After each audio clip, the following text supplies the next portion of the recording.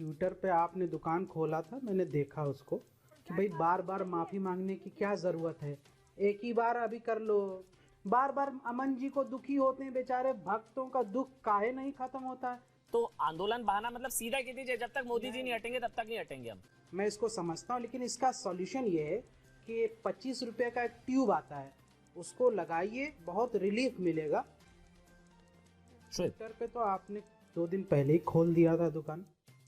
Twitter पे आपने दुकान खोला था, मैंने देखा उसको, और बड़ी कुटिल मुस्कान के साथ अभी आप किसान नेता से कह रहे थे कि भाई ये भी शामिल कर लो, सीए वाला भी शामिल कर लो।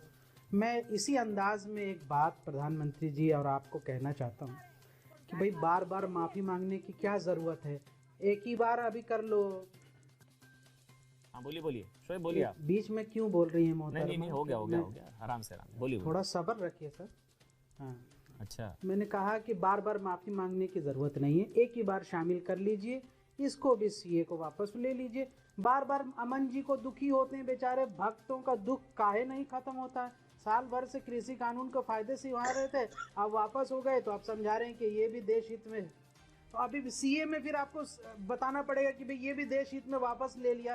तो ऐसा बार बार ना करें, इसके लिए इसमें ही कर लीजिए, मेरा मशवरा है, क्योंकि हम लोग सभ्य नागरिक, हम नहीं चाहते कि प्रधानमंत्री जी कहीं रोने लगे कभी बार बार। काम आसान करूं शोएब? तो जो फाइनल डिमांड है ना आपका, नहीं, फाइनल डिमांड है ना मोदी को हटाना, उस पर ही कर दीजिए ना एक आंदोलन। ये रोज रोज के बहाने क्या, कभी सीए कभी एनआरसी, सीए का तो भारतीयों से लेना देना ही नहीं है, तो आंदोलन बहाना मतलब सीधा कह दीजिए, जब तक मोदी जी नहीं हटेंगे तब तक नहीं हटेंगे हम। ये आपका काम आसान हो जाएगा शोएब भाई, मैं तो आपका मतलब आपकी तरफ से बोल रहा था, सीधा पॉइंट पे आ जाइए।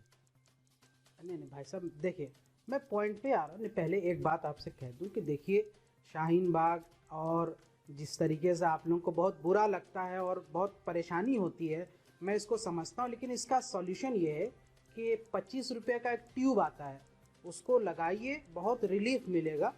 लेकिन चूंकि शाहीन बाग की बात चल रही है तो मैं एक आधिकारिक आज दंगे होंगे ना तो बुरा लगेगा शोएब भाई।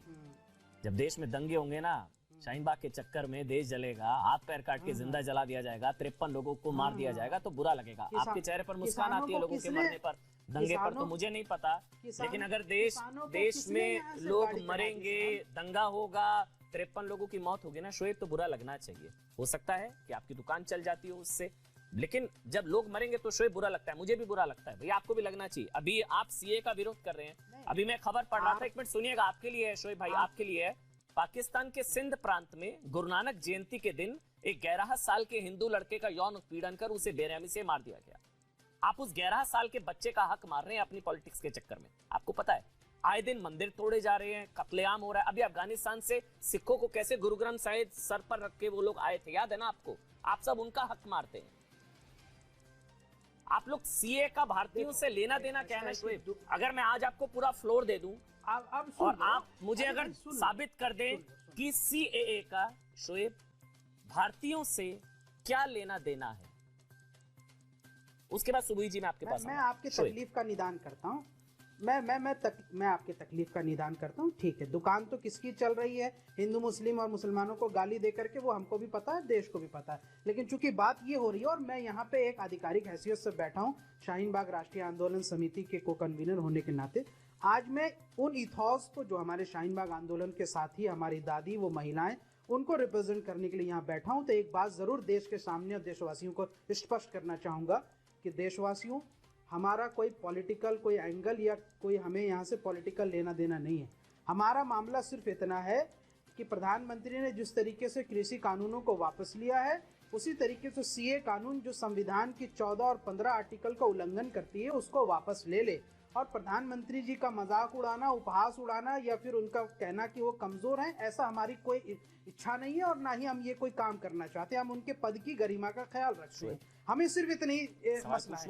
और हमारे आंदोलन को, अरे साथी से एक एक मिनट बस, हमारे आंदोलनकारी साथी जिनको झूठे मुकदमों में यूएपीए के तहत फंसाया गया और आज भी जेलों में बंद है, आप उनको छोड़े और उन पे झूठे मुकदमे वापस ले, ये हमारी डिमांड है। और अब आंदोलन का जो प्रारूप होगा वो शाहीन बाग राष्ट्रीय आंदोलन समिति बहुत जल्दी प्रेस कॉन्फ्रेंस करके ये ऐलान करेगी। शोएब, सीए का भारतीयों से क्या लेना देना? भाई सीए का भारतीयों से ये लेना देना है कि भारत के लोग संविधान मानते हैं, आप तो नहीं मानते, आप तो संविधान बदलने आए ना। मैं तो फिर आप से सवाल जो लोग पूछूंगा, संविधान शोएब को को मानते दिखाइए हैं वो स्क्रीन जानते पर। हैं आज कि चैलेंज है, NRC जितने भी लोग संविधान फेक की न्यूज देखते हैं कि कैसे आर्टिकल- फैलती है, शोएब का चेहरा देखिए। आर्टिकल 14 शोएब और को मैं 15 सवाल पूछ रहा हूँ, सीएए सिटीजनशिप अमेंडमेंट एक्ट, ये फुल आर्टिकल फॉर्म है 14 और- इसकी, उसका भारतीयों से शोएब क्या लेना देना? ये विदेशियों को नागरिकता देने का है ना। सीएए 130 करोड़ हमारी आबादी, 130 135 करोड़। मैं आपको शोएब एक मिनट सुनिए, पूरा मौका दूंगा शोएब अब भाई आप आ रहे हैं आपको। ना? शोएब एक मिनट रुकिए, मेरी बात सुनिए शोएब एक मिनट। ठीक। 130 135 करोड़ में से अगर किसी एक की भी नागरिकता खतरे में आती हो सीए की वजह से, सीएए सिटीजनशिप अमेंडमेंट एक्ट, इसका भारतीयों से, आपसे, भारतीय मुसलमानों से, हमारे भाइयों से क्या लेना देना है? अगर आप ये आज मुझे प्रूफ कर दें। अमन भाई, आंदोलन के दौरान कई बार हम लोग चर्चा की और टेक्निकल एस्पेक्ट पे भी बात की।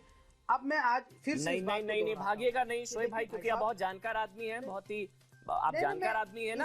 अभी एक सेकंड में अभी पता लगेगा। मैं इसी पे सीएए का भारतीयों से क्या लेना देना है?